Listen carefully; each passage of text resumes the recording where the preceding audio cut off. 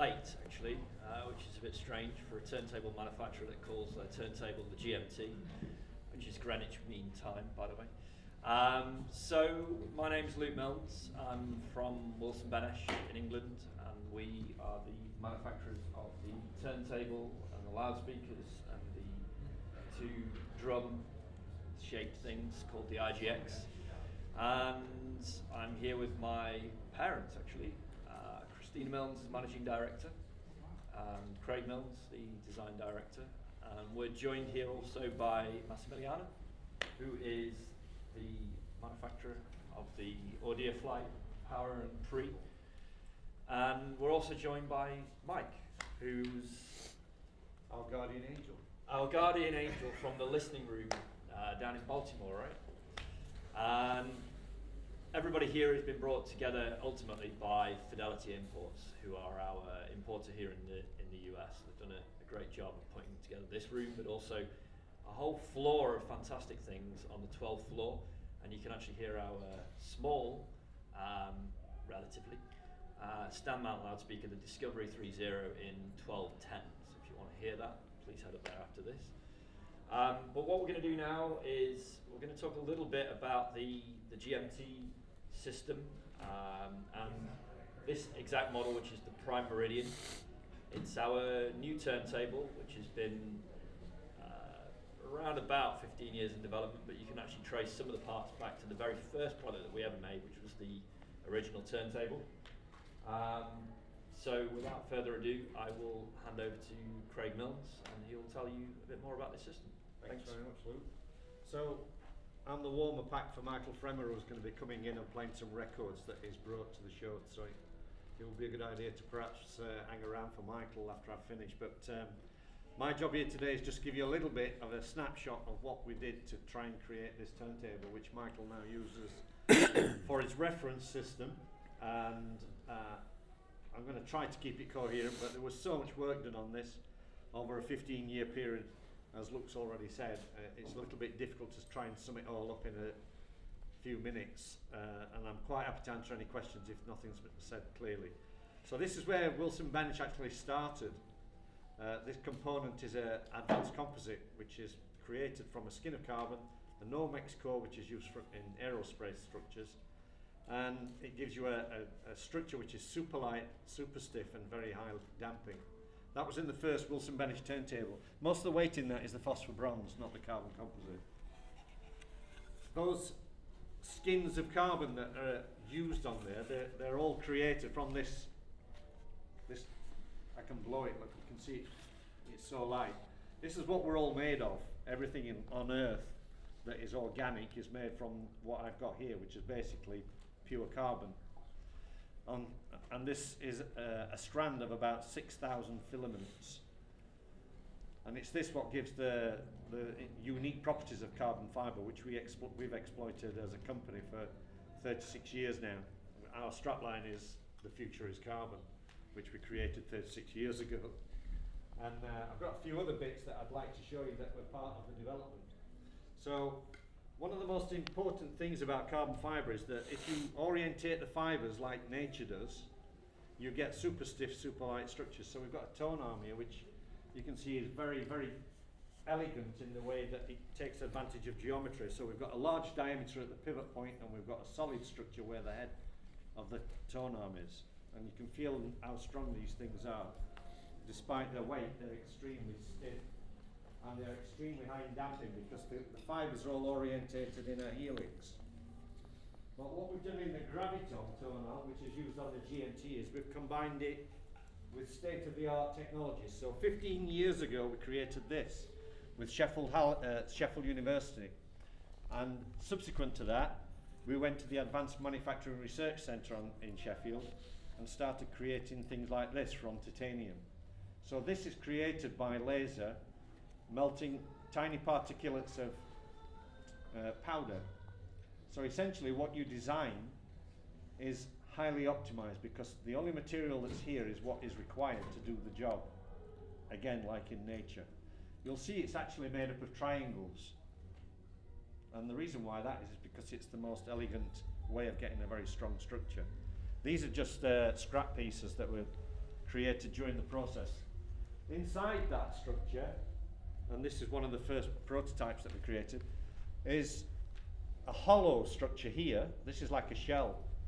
And inside this part here is tessellated titanium, which is like this, which you can see through. This creates anisotropic properties in a material which is typically isotropic. In other words, you can control the direction of energy path. You can't do that with any other manufacturing method known to person on Earth. I'm saying person, not man or woman. So if you want to pass that around, you can see what it's, there you go.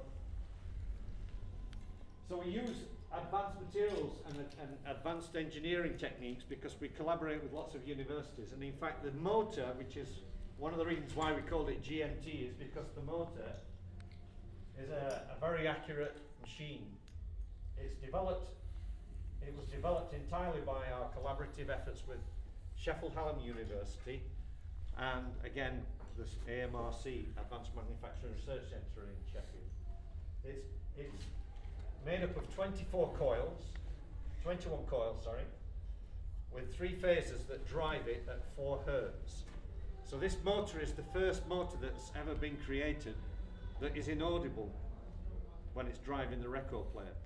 There is no audible signature that you can hear from the record player, which has never been achieved before. The other thing that it's very good at is turning at a very accurate speed, because once it reaches synchronicity, it locks and it doesn't require any further feedback. It stays locked in position. And also there is hardly any measurable cogging or wow and flutter. So all these things which are usually used as a way of evaluating a turntable, we've actually exceeded all the parameters that have been possible to achieve by everybody else so far. So it's setting a new benchmark, which is why Michael Fremers got so excited about it.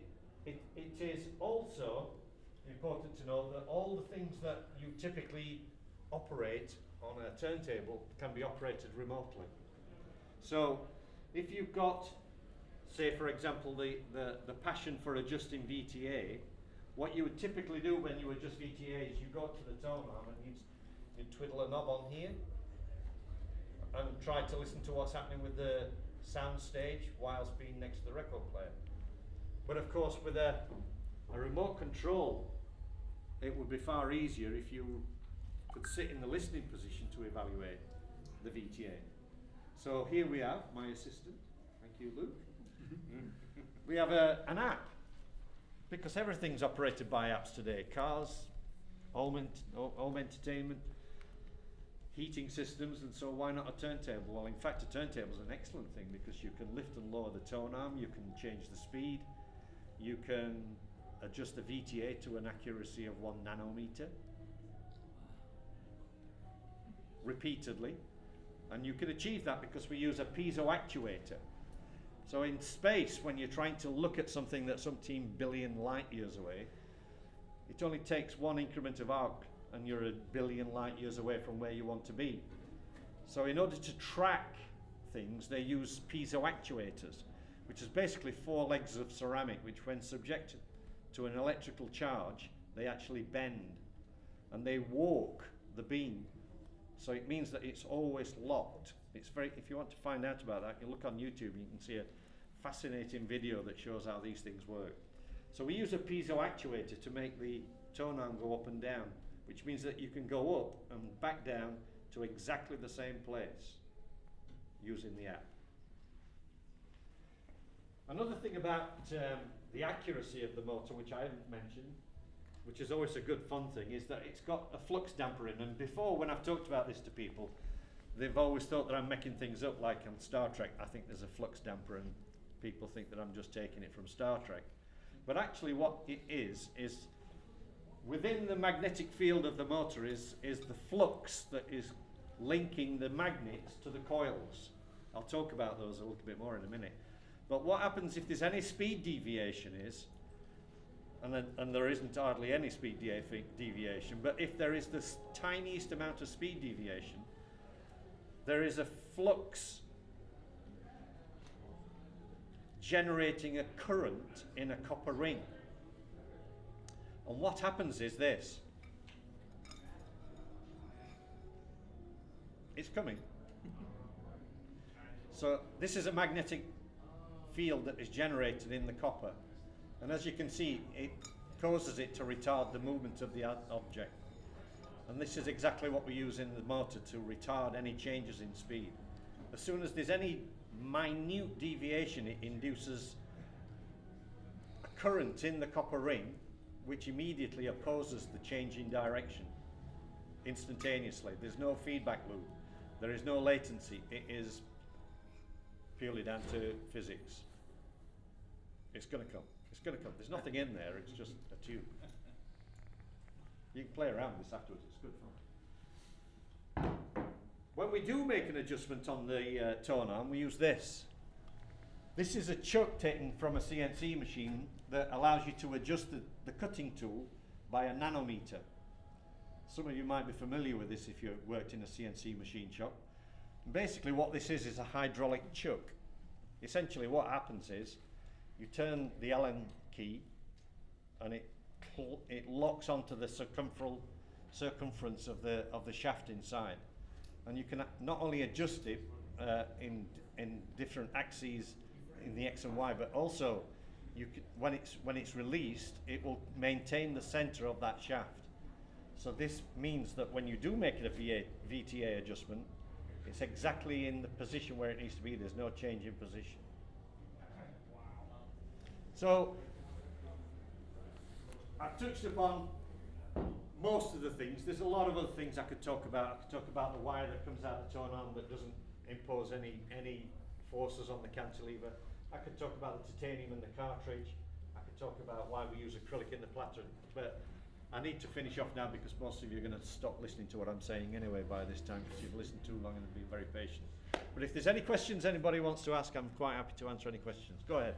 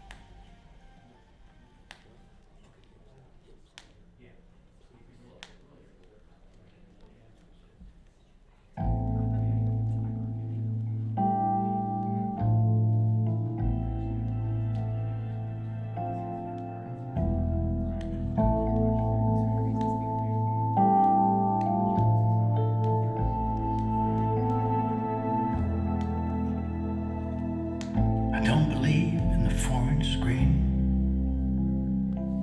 I don't like the camera staring back at me. It's gonna steal my money and my DNA. A Cheshire cat